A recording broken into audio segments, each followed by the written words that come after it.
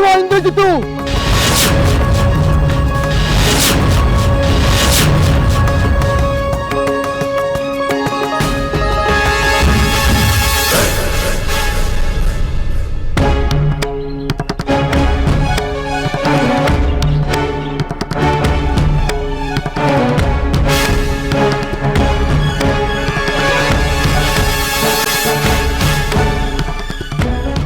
ಬಲಿ ನೀಡುವ ವ್ಯರ್ಥ ಪ್ರಯತ್ನ ಬೇಕೆ?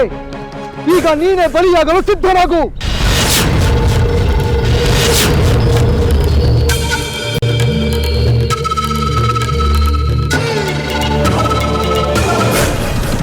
ಇದೇನಿದು? ಲಕ್ಷ್ಮಣ ಇಲ್ಲಿಗೆ ಹೇಗೆ ಬಂದ? ನಾನು ಭೂತ ಬಲಿ ನೀಡಲು ಬಂದಿರುವ ಈ ಆಲದ ಮರದ ಬಳಿಗೆ ನನ್ನ ಮೇಲೆ ಆಕ್ರಮಣ ಮಾಡಲು ಬಂದಿರುವನಲ್ಲ. ನಾನು ಇಲ್ಲಿಗೆ ಬರುವ ವಿಷಯ ಇವನಿಗೆ ಹೇಗೆ ಗೊತ್ತಾಯಿತು? ಇದೆಲ್ಲ ನನ್ನ ಚಿಕ್ಕಪ್ಪ ಈ ವಿಭೀಷಣನ ಪ್ರಚೋದನೆಯೇ.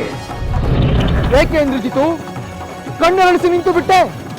ಮಾತು ಮರೆತು ಹೋಯಿತೆ? ನನ್ನನ್ನು ಇಲ್ಲಿ ಕಂಡು ನಿನ್ನ ಧೈರ್ಯ ಸ್ಥೈರ್ಯಗಳು ಉಡುಗಿ ಹೋದವೆ. ವೀರನಾದವನಿಗೆ ಯುದ್ಧ ಮಾಡಲು ಯಾವ ಸ್ಥಳವಾದರೇನು, ಯಾವ ವ್ಯಕ್ತಿಯಾದರೇನು? ಲಕ್ಷ್ಮಣ, ನೀನೇಕೆ ಇಲ್ಲಿಗೆ ಬಂದೆ? ನಿನ್ನೊಂದಿಗೆ ಯುದ್ಧ ಮಾಡಲು. ನಾನು ರಣರಂಗದಲ್ಲಿಯೇ ಬಂದು ಯುದ್ಧ ಮಾಡುತ್ತೇನೆ. ನೀನು ನನ್ನನ್ನು ಅಲ್ಲಿಯೇ ನಿರೀಕ್ಷೆ ಮಾಡು. ಇಲ್ಲೇಕೆ ಬೇಡ. ನಿನ್ನಲ್ಲೂ ಶಸ್ತ್ರಾಸ್ತ್ರಗಳಿವೆ, ನನ್ನಲ್ಲೂ ಶಸ್ತ್ರಾಸ್ತ್ರಗಳಿವೆ. ನಿನ್ನಲ್ಲೂ ಪರಾಕ್ರಮವಿದೆ, ನನ್ನಲ್ಲೂ ಪರಾಕ್ರಮವಿದೆ. ಅಂದ ಮೇಲೆ ಯುದ್ಧ ಮಾಡಲು ಅಂಜಿಕೆ ಏಕೆ? ಎಲ್ಲವೋ ಲಕ್ಷ್ಮಣ, ನನಗಾವ ಅಂಜಿಕೆಯೂ ಇಲ್ಲ. ಆದರೆ ನಾನಿಲ್ಲಿ ಬಂದಿರುವುದು ಯುದ್ಧ ಮಾಡಲು ಅಲ್ಲ. ನಾನು ಯುದ್ಧ ಮಾಡುವುದಕ್ಕಾಗಿ ಬಂದಿದ್ದೇನೆ. ಇಲ್ಲಿ ಯುದ್ಧ ಮಾಡಬಾರದೆಂದು ನಿಯಮವೇನಾದರೂ ಇದೆಯೇ? ನಾನು ನಿನ್ನನ್ನು ಯುದ್ಧಕ್ಕೆ ಆಹ್ವಾನಿಸುತ್ತಿದ್ದೇನೆ. ಅಂದ ಮೇಲೆ ನೀನು ನನ್ನೊಂದಿಗೆ ಯುದ್ಧ ಮಾಡುವುದು ಉಚಿತ. ನನಗೆ ಯೋಚಿಸಲು ಸ್ವಲ್ಪ ಸಮಯ ಕೊಡು. ಏಕೆ? ಅದೃಶ್ಯನಾಗಿ ಹೇಡಿಯಂತೆ ಓಡಿ ಹೋಗುವ ಆಲೋಚನೆ ಇಲ್ಲ. ನಾನು ಹೇಡಿ ಅಲ್ಲ, ಹೆದರಿ ಹಿಂದೆ ಸರಿಯುವ ಅಲ್ಪನೂ ಅಲ್ಲ. ನಾನು ಅದೃಶ್ಯನಾಗುವುದೂ ಇಲ್ಲ. ಸ್ವಲ್ಪ ತಾಳು ಲಕ್ಷ್ಮಣ, ಸ್ವಲ್ಪ ತಾಳು. ಏನು? ರಣರಂಗದಲ್ಲಿ ಇಂದ್ರಜಿತುವೂ ಇಲ್ಲ, ಲಕ್ಷ್ಮಣನೂ ಇಲ್ಲವೆಂದೆಯ? ಯುದ್ಧ ಮಾಡಬೇಕಾದ ಅವರಿಬ್ಬರೇ ಇಲ್ಲವೆಂದು ಹೇಳುತ್ತಿರುವೆಯಲ್ಲ. ನಿನ್ನ ಮಾತು ನಂಬಲ ಸಾಧ್ಯವಾಗಿದೆ. ಪ್ರಭು, ರಣರಂಗದಲ್ಲಿ ವಿಭೀಷಣನು ಕೂಡ ಇರಲಿಲ್ಲ. ಅಂದರೆ ವಿಭೀಷಣನು ಲಕ್ಷ್ಮಣನೊಡನೆ ಇದ್ದಾನೆಯೇ? ಹೌದು ಪ್ರಭು. ಹನುಮಂತ ಮತ್ತು ಯುವರಾಜರ ನಡುವೆ ಯುದ್ಧ ನಡೆಯುತ್ತಿರುವಾಗ ಲಕ್ಷ್ಮಣ ಮತ್ತು ವಿಭೀಷಣ ಅಲ್ಲೇ ಇದ್ದರು. ಅವರಿಬ್ಬರು ಏನನ್ನೋ ಮಾತನಾಡಿಕೊಳ್ಳುತ್ತಿದ್ದಂತಿತ್ತು ಪ್ರಭು. ಹೌದೇ? ಅಂದರೆ ವಿಭೀಷಣ ಆ ರಹಸ್ಯವನ್ನು ಲಕ್ಷ್ಮಣನಿಗೆ ಹೇಳಿಬಿಟ್ಟನೆ. ಯಾವ ರಹಸ್ಯ ಪ್ರಭು? ಅದನ್ನು ತಿಳಿದುಕೊಂಡು ನಿನಗೇನಾಗಬೇಕು? ಈಗ ನಾನು ಹೇಳಿದ ಕೆಲಸವನ್ನು ಮಾಡು. ಅಪ್ಪಣೆ ಮಾಡಿ ಪ್ರಭು. ನೀನು ಈಗಲೇ ನಿಕುಂಬಿಲಾವನದ ಆಲದ ಮರದ ಬಳಿ ಹೋಗಿ ಅಲ್ಲಿ ಇಂದ್ರಜಿತು ಲಕ್ಷ್ಮಣ ಇದ್ದಾರೆ ಎಂದು ತಿಳಿದುಕೊಂಡು ಬಾ. ಹಾಗೆ ಆಗಲಿ ಪ್ರಭು. ನಾನು ಈಗಲೇ ಅಲ್ಲಿಗೆ ಹೋಗುತ್ತೇನೆ.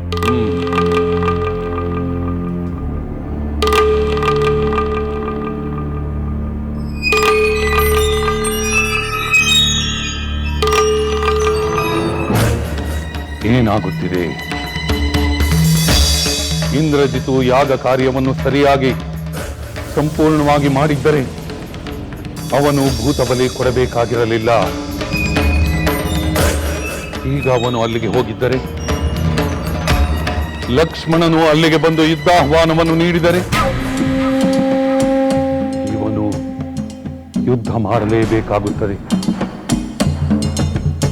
ಆ ಮಾತು ನಿಜವಾದರೆ ಇಲ್ಲ, ಹಾಗಾಗಬಾರದು. ಅದು ಅಪಾಯಕಾರಿ, ಅದು ಅಪಾಯಕಾರಿ.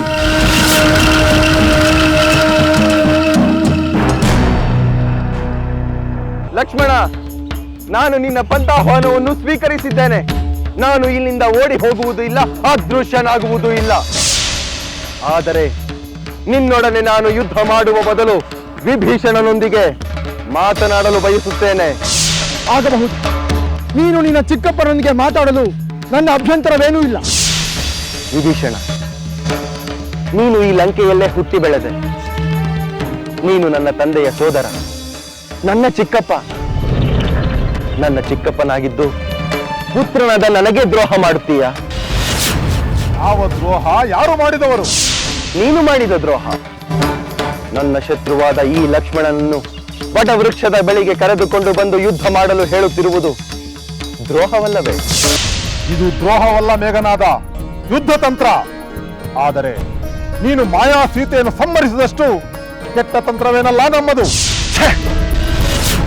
ಇಂಥ ದುರ್ಬುದ್ಧಿ ನಿನ್ನದು. ನಿನ್ನ ಕುಟುಂಬದವರ ಮೇಲೆ ನಿನಗೆ ಪ್ರೇಮವಿಲ್ಲ, ಆತ್ಮೀಯರಲ್ಲಿ ಸ್ನೇಹವಿಲ್ಲ, ರಾಕ್ಷಸ ಕುಲದ ಬಗ್ಗೆ ಅಭಿಮಾನವಿಲ್ಲ. ಸೋದರ ಪ್ರೇಮ, ಕರ್ತವ್ಯ ನಿಷ್ಠೆ, ನ್ಯಾಯ, ನೀತಿ, ಧರ್ಮ ಯಾವುದೂ ನಿನಗಿಲ್ಲ.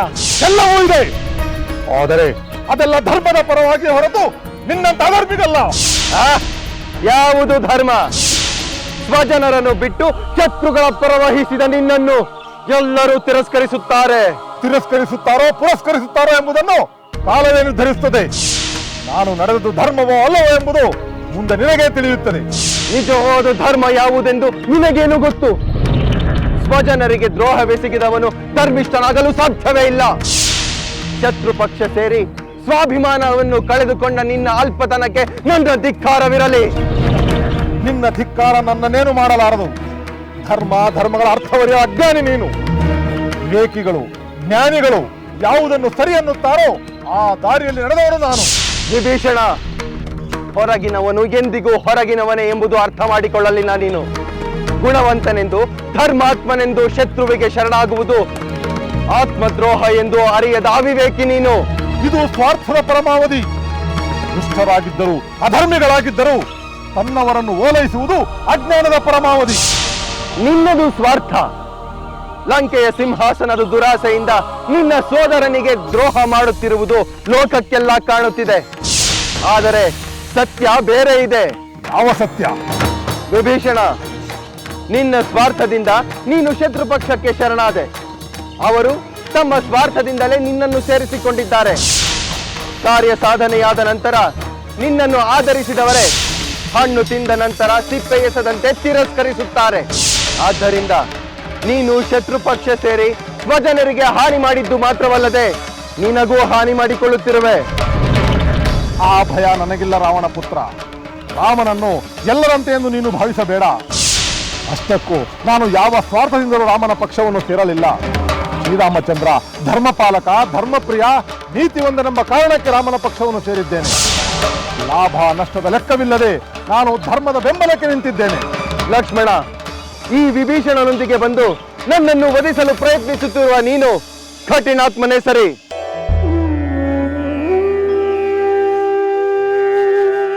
ಪ್ರಣಾಮಗಳು ರಾಮಚಂದ್ರ ಪ್ರಭು.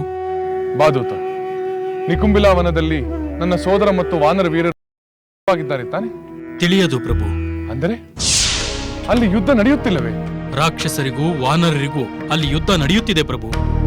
ಅಂದರೆ ನೀನು ಏನು ಹೇಳಲು ಬಂದೆ ದೂತ?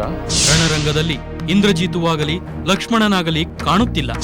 ಅವರಿಬ್ಬರು ಇದ್ದಕ್ಕಿದ್ದ ಹಾಗೆ ಕಾಣದಂತಾದರು. ಅವರು ಎಲ್ಲಿಗೆ ಹೋದರು? ತಿಳಿಯದು ಪ್ರಭು. ವಿಭೀಷಣನಿಗೆ ಗೊತ್ತಿರುತ್ತದೆ. ವಿಭೀಷಣನೂ ಅಲ್ಲಿಲ್ಲ ಪ್ರಭು. ಏನು? ವಿಭೀಷಣನು ಅಲ್ಲಿ ಇಲ್ಲವೇ? ದೂತ, ನೀನು ಕೂಡಲೇ ಅಲ್ಲಿಗೆ ಹೋಗಿ ವಿಭೀಷಣ ಮತ್ತು ನನ್ನ ಸೋದರ ಏನು ಮಾಡುತ್ತಿದ್ದಾರೆ, ಎಲ್ಲಿದ್ದಾರೆ ಅಂತ ತಿಳಿದುಕೊಂಡು ಬಾ. ಹಾಗೆ ಆಗಲಿ ಪ್ರಭು.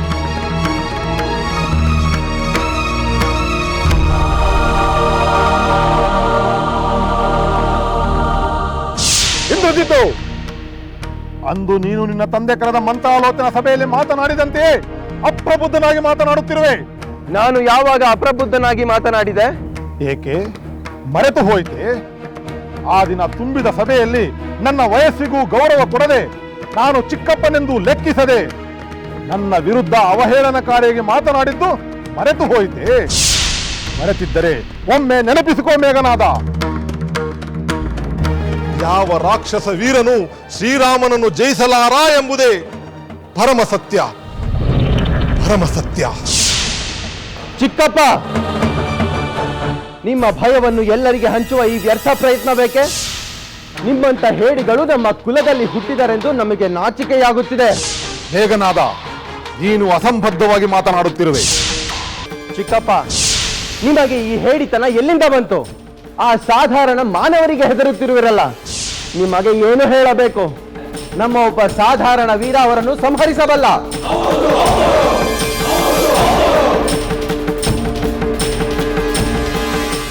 ನಿಮಗೆ ಭಯವಾದರೆ ನೀವು ಭಯದಿಂದ ನಡುಗುತ್ತಾ ಅರಮನೆಯಲ್ಲೇ ಇರಿ. ಆದರೆ ನಮ್ಮನ್ನು ಹೆದರಿಸುವುದೇಕೆ? ನಾನು ದೇವರಾಜನಾದ ಇಂದ್ರನನ್ನೇ ಸೆಳೆದು ತಂದು ಭೂಮಿಯಲ್ಲಿ ಬಂಧಿಸಿಟ್ಟಿದ್ದೆ. ಆಗ ಸಮಸ್ತ ದೇವತೆಗಳು ನನ್ನ ಪರಾಕ್ರಮಕ್ಕೆ ಹೆದರಿ ದಿಕ್ಕಾಪಾಲಾಗಿ ಓಡಿ ಹೋಗಿದ್ದರು. ಅದು ನಿಮಗೆ ಗೊತ್ತಿಲ್ಲವೇ? ಭಲೆ ಭಲೆ, ನನ್ನ ಬಲ ಪ್ರದರ್ಶನ ಮಾಡಿ ನಾನು ಆ ಐರಾವತದ 2 ದಂತಗಳನ್ನು ಕಿತ್ತು ಭೂಮಿಗೆ ಎಸೆದೆ. ಆಗ ಆನೆ ನೋವಿನಿಂದ ಗಟ್ಟಿಯಾಗಿ ಕಿರಿಚಿಕೊಳ್ಳುತ್ತಿತ್ತು. ದೇವತೆಗಳ ದರ್ಪವನ್ನೇ ದಮನ ಮಾಡಬಲ್ಲ ನಾನು ಆ ಸಾಮಾನ್ಯ ರಾಜಕುಮಾರರಿಗೆ ಹೆದರುವೆನೆ, ಅಥವಾ ಆ ನರಕುಡಿಗಳು ನನ್ನನ್ನು ಜಯಿಸಬಲ್ಲರೆ? ನೀವೇ ಹೇಳಿ ಚಿಕ್ಕಪ್ಪ. ನೆನಪಾಯಿತೆ ಮೇಘನಾದ, ಅಂದು ನಾನು ನಿನ್ನ ಕುಟುಂಬದ ಬಂಧು, ಸ್ವಜನ, ಸ್ವಕುಲ, ಮೇಲಾಗಿ ಚಿಕ್ಕಪ್ಪ. ಅವಮಾನಿಸಬಾರದು, ನಿಂದಿಸಿ ನುಡಿಯಬಾರದು ಎಂಬ ವಿವೇಕವಿರಲಿಲ್ಲ. ಆದರೆ ಇಂದು ನಾನು ಲಕ್ಷ್ಮಣನಿಗೆ ಬಂದಿರುವಾಗ ನಾನು ನಿನ್ನ ಚಿಕ್ಕಪ್ಪ, ಬಂಧು ಎಂಬುದು ನೆನಪಾಯಿತು. ಇಲ್ಲ ಚಿಕ್ಕಪ್ಪ, ಅಭಿಪ್ರಾಯ ಭೇದವಿದ್ದರೂ ನೀನು ನನ್ನ ಬಂಧು ಎಂಬುದು ಸುಳ್ಳಾಗುವುದಿಲ್ಲ. ಆದರೂ ನೀನು ನನ್ನ ಶತ್ರು ಪಕ್ಷ ಸೇರಬಾರದಾಗಿತ್ತು ಎಂದು ಈಗಲೂ ಹೇಳುತ್ತೇನೆ. ನನಗೆ ಶತ್ರುತ್ವ ಅಥವಾ ಮಿತ್ರತ್ವ ಮುಖ್ಯವಲ್ಲ, ಧರ್ಮವೇ ನನಗೆ ಮುಖ್ಯ. ಧರ್ಮದ ಪರವಾಗಿ ನಿಲ್ಲುವುದೇ ನನ್ನ ಸಂಕಲ್ಪ. ಹೀಗೆ ಮಾತಾಡಿ ಬಿಟ್ಟರೆ ನೀನು ಮಾಡಿದ ತಪ್ಪು ಸರಿಯಾಗುವುದಿಲ್ಲ ಚಿಕ್ಕಪ್ಪ. ಇದಕ್ಕೆ ನೀನು ಅಪ್ರಬುದ್ಧನೆಂದು ಹೇಳುವುದು. ನನ್ನ ಗುಣ ಸ್ವಭಾವಗಳನ್ನು ಅರ್ಥ ಮಾಡಿಕೊಂಡಿದ್ದರೆ ಇಂಥ ಮಾತುಗಳನ್ನಾಡುತ್ತಿರಲಿಲ್ಲ.